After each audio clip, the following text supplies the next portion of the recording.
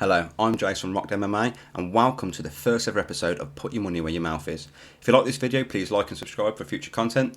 So in today's episode, I'm going to cover fight predictions for UFC 257 Dustin Poirier versus the notorious Conor McGregor. I'm going to cover who I think is going to win and why, but most importantly, who I've put my money on. My betting slip is in the top left corner and it will also be displayed live on Saturday night for the live commentary and watch along that I'll be doing, so please feel free to come and join me for that. Before we get started, I actually never place a bet before the weigh-ins. There is just far too many variables during the weigh-ins that can happen, but due to a bad weight cut, due to fights being scrapped altogether. So yeah, for me personally, I don't think it's worth placing a bet before the weigh-ins. But then again, that's just me. But the first fight of the main card is actually off. Matt Frevola versus Ottoman Azatir. That had fight of the night written all over it. Even though Ottoman apparently had a bad weight cut, I probably still would have betted on him. But now he's actually been kicked out of the roster for letting an unauthorised person into the hotel, potentially risking the whole card. So I ain't surprised Dana's kicked him out for that. It's just freaking fair enough, isn't it? But without any further ado, let's get into the first fight. And it's the first of the two female fights, both great names. Marina Rodriguez and Amanda Ribas. Let's be real, whoever wins this is probably going to be the next big strawweight star in the females. Especially with it being on the Conor McGregor card. You can't really be on a bigger card than that. So Rodriguez only had one fight in 2020, that being a split decision loss to Carla Esparza. It's a big name, so it's no massive surprise there really. She fought 3 times in 2019. She had a draw against Cynthia Calvillo and a win over Tecia Torres, and both of them are big names, and she had another win over Jessica Aguilar. She hasn't had a stoppage win though since 2018, and I think this is where Ribas completely shines. Ribas has had 7 stoppages in her 10 wins, 3 KOs and 4 subs.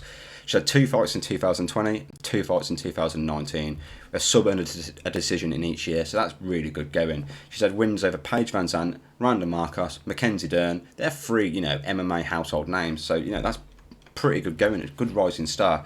I think Ribas brings a fire here. Another sub win, bet on Ribas. But because it's an accumulator, it doesn't actually matter what round we say or how they're going to win. It's just a win for Ribas. So the second fight is going to be an absolute barn burner, I think. Andrew Sanchez versus Mahmoud Muradov. There's actually not too much to say about Sanchez, really. I mean, he won his last fight, in the first round by KO against Wellington Furman. He only fought once in 2020, but in 2019 he had a decision win against Barrial, but he also had a decision loss against Marvin Vettori. But to be fair, where Marvin is now in his career, it's not the worst loss to have on your record. Muradov, however, has had his last 4 fights cancelled. I think he's had like 6 fights cancelled in his last 10 bouts. That's pretty crazy, really. He's not fought since 2019, where he had 3 fights. His latest fight against Trevor Smith finished him in the 3rd round with an absolute beautiful overhand right. He also had a decision win against Alessa Di Chirico, who at the time was an up-and-coming star. He had only really lost to Kevin Holland by a decision prior to that fight, so he was still an up-and-coming star really for all that. Muradov also had a good finish over Wendell Oliveira as well. To be honest, he's not actually lost since 2015, which is really good. So I'm betting on Muradov. I'd probably say it's going to stop him late first, mid second. But again, it's an accumulator, so it doesn't really matter what I think on rounds, etc. The third fight is the second of the female fights. This one is going to be close. Completely close. I don't really like betting on these when they're super close, but you got to win, yeah. It's an accumulator. So the only thing I think of when I hear Jessica Eye, and I shouldn't really say it, is that savage head kick loss to Valentina Shevchenko. That's the only thing that springs to mind, is I seen her just getting flatlined, out cold, looking like Jesus on the mat.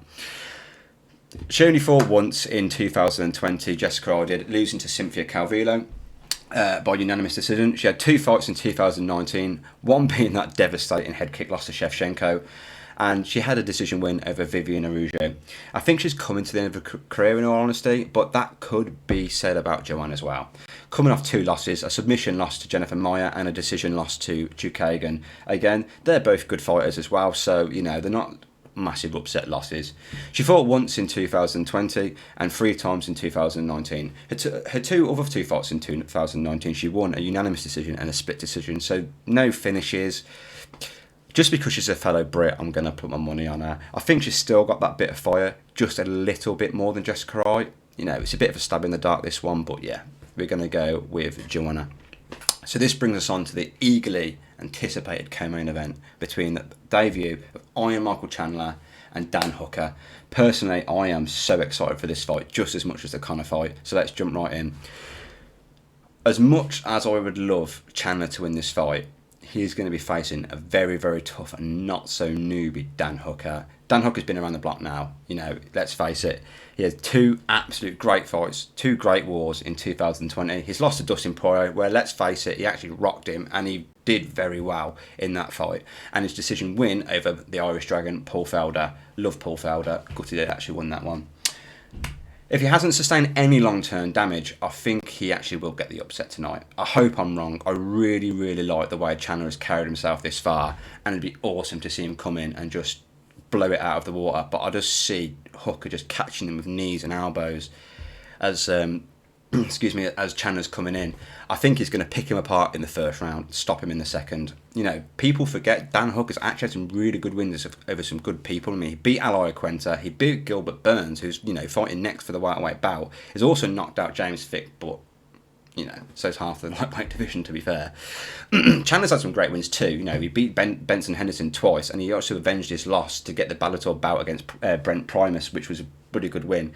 So I just don't think his chin is going to hold up with Hooker's accuracy. You know, I think Chandler is a great fighter. I think 5 years ago, well, probably 3 years ago or so, he could have made a massive impact in the UFC, but I think he might be a bit worn now. So I think Hooker's just going to pick him apart and then finish him in the second. So my bet is on Hooker. Sorry, I actually didn't have the stats up then, but never mind. They don't need stats really. Let's face it. And the last fight, the best fight on the card, the most anticipated fight probably of, well, everyone's been waiting to see Conor fight again, let's face it. So, I'll be honest with you, if Conor is as focused as he says he is, Conor's got it. Will Dustin's chin hold up? Maybe a little bit more than the first one, but maybe not. I just think Conor's going to crack him, and I think he's going to do it early too. I mean, Hooker rocked Poirier the last time he was out, and let's face it, Conor hits a lot harder than Hooker. And his timing's there, his precision's there, and I just think Conor's going to be talking to him as well, just getting in his head, living in his head rent free, and I just don't see any way where Dustin can beat him. I think Conor's takedown defense against Khabib wasn't the worst.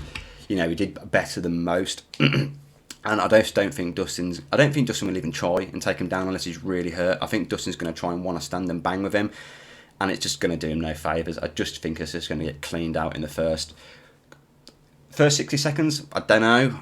Probably I'd say around the same time as the last, minute 40, just under 2 minutes. So yeah, betting on Conor, of course. But thank you guys so much for watching. I hope the bet comes in for all of you. If you've liked this video, please like and subscribe for more content, and I'll see you in the next, and hopefully I'll see you Saturday night for the live commentary. Cheers.